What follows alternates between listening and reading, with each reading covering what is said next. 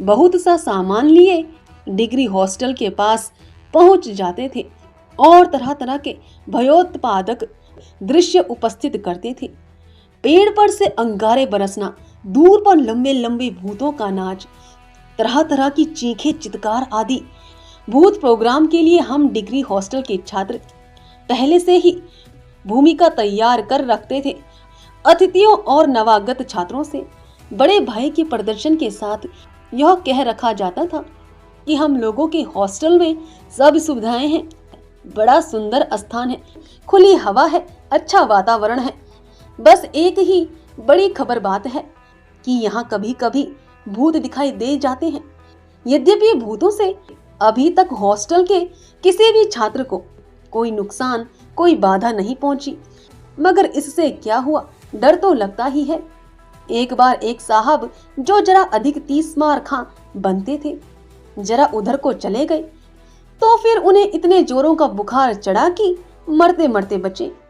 बस तब से यद्यपि भूत यहाँ आए कई बार, मगर उन्होंने कभी किसी को छेड़ा नहीं।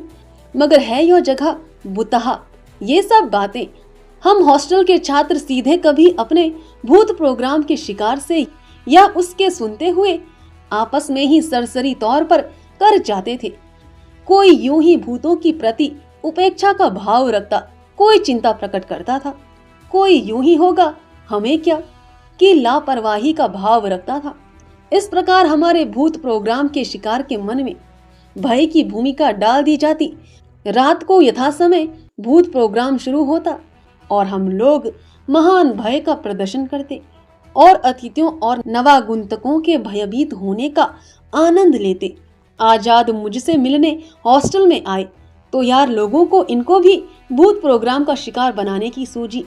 अब मैं बड़े संकट में पड़ गया।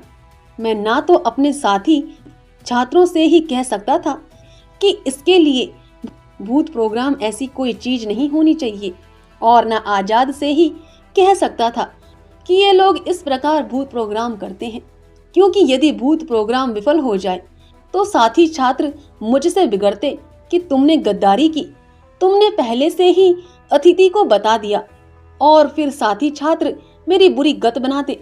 इधर यह भी डर लगा रहता था कि कहीं आजाद को कुछ डर सा वास्तव में लगा और कहीं ये पिस्तौल चला बैठे जो सदा इनकी जेब में तैयार रहता ही था, तो एक छात्र वास्तव में भूत हो जाएगा और फिर बड़ी विपत्ति होगी। फिर यह भी झूठ नहीं है कि मुझे भी कुछ कौतूहल था कि देखिए हर प्रकार के संकट का सामना हौसले से करने वाला यह वीर भूतों से कैसे निपटता है। अतएव मैंने आजाद से कहा, पंडित जी इधर एक बड़ी खबर बात है, आप जरा सावधान रहिएगा, ऐसी वैसी चीज ऊपर ना रखिएगा। ये हॉस्टल के लोग बड़े शरीर हैं, अक्सर मजाक में लोगों की जेब में हाथ डाल बैठते हैं। आप पिस्तौल बाहर जेब में ना रखिए, यहाँ वैसे कोई भय की बात है भी नहीं। मैं समझता हूँ कि पिस्तौल बगस में बंद करके ही रख दीजिए तो अच्छा रहेगा। आपकी जेब में कहीं किसी ने यूं ही टटोल लिया या हाथ ही डाल दिया तो मामला गड़बड़ हो जाएगा। आजाद बहुत बिगड़े, यह सब क्या बदतमीजी है, और ऐसे में कुछ हो जाए तो मैं यूं ही निहत्था बिना कुछ किए पकड़ लिया जाऊं। तू छोड़ यह हॉस्टल, कहीं अलग मकान लेकर रहे।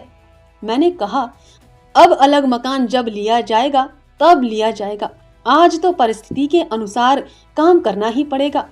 लाचार आजाद ने पिस्तौल मुझे दे दी और मैंने उसे बगस में बंद करके चाबी आजाद के सुपुर्द कर दी। यथा समय भूत प्रोग्राम शुरू हुआ। पेड़ पर से अंगारे बरसना शुरू हुए। कॉलेज के 2 मंजिले पर एक अस्थि कंकाल सा कुछ धीमी रोशनी में चलता हुआ नजर आया, कभी दिखता कभी ओझल हो जाता। रसायन शाला की पानी की टंकी पर एक तेज प्रकाश रह रहकर होने लगा।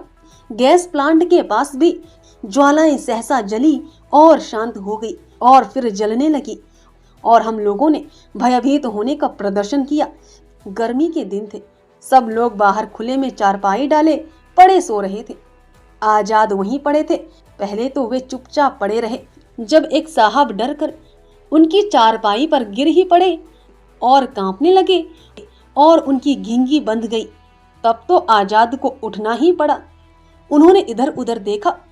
मुझसे और झांसी के दो एक जाने हुए साथियों से जो वहां थे, उन्होंने पूछताछ की, यह सब क्या है? हम लोग बड़ी मुसीबत में पड़ गए। आजाद को क्या उत्तर दें?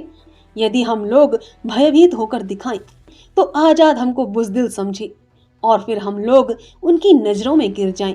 मैंने अपने आप को भयभीत तो नहीं, उत्तेजित अवश्य दिखाया और उनके सवालों का कि ऐसा कब होता है, क्यों होता है, पड़ोस में कुछ बदमाश मर्द या औरतें रहती हैं क्या, आदि के टाल मटोल जवाब देता रहा। अबे चल, क्या पिन पिन पिन पिन करता है? यहाँ जरूर कुछ बदमाशी है। इसकी खबर तुम लोग अधिकारियों को क्यों नहीं करते? यह भूत वूत कुछ नहीं, किसी की शरारत बदमाशी है। वे उठ बैठे। उन्होंने सिरहाने से अपना कोट उठाकर पहना और कोट की जेब में उन्होंने पत्थर भर लिए और मुझसे बोले, चल देखूं सालों को कौन है। मैंने समझा, लो अब किसी भूत का सिर फूटता है या किसी का हाथ पैर टूटता है। मैंने कहा, रहने दीजिए, होगा कुछ, अपने को क्या पड़ी है, लोग बताते हैं ऐसा तो यहाँ होता ही रहता है। आजाद बिगड़ कर बोले, अबे चल, क्या खाक होता रहता है। देख बेचारे और लड़के कितने डरे हैं, इन भूतों की असलियत खुल ही जानी चाहिए। क्यों, क्या तुम्हारे भी घुटने कांप रहे हैं? अबे चल। अब अगर आजाद की नजरों में बुज़दिल ना बनना हो तो सिवाय उसके साथ चलने के और मैं कर ही क्या सकता था। दूर एक पेड़ से अंगारे रह रहकर बरस रहे थे। आजाद बीच फील्ड में खड़े उसकी ओर देखते रहे। जैसे ही अंगारे फिर बरसने शुरू हुए, उन्होंने लगातार 2-3 पत्थर उस पेड़ पर सना दिया। अंगारे बरसाने का रासायनिक द्रव्य पदार्थ एक साथ नीचे आ गया। कुएं के ऊपर टंकी के पास जो भूत भड़ाका हुआ तो उधर के भूत के कान के पास से सन से एक पत्थर सनाता हुआ निकल गया और फिर भूत ने वहीं दुबक कर लेट जाने में ही खैर समझी। जो सनन सनन सन्नाते 2-4 पत्थर सिर पर से अगल बगल से निकल गए तो समझ लिया भूतों ने कि किसी विकट से सामना पड़ गया है। कॉलेज के 2 मंजिले में जो भूत भड़ाका हुआ और नरकंकाल चलाता नजर आया, 2-4 पत्थर उधर भी सन्नाते चले गए। फिर तो कंकाल जो पहले बड़ी गजमंथर गति से ठाठ से चल रहा था, भागता नजर आया। गरज यह कि 5-10 मिनट में ही सब भूत भाग गए। पेड़ का भूत कूद कर भागा। बेचारे टंकी पर चढ़े भूत की बुरी हालत थी। वह करीब 30-35 फुट ऊपर टंगा था और उसे लोहे की सकरी सीढ़ी पर से उतरकर भागना था। वह वहीं दुबका रहा।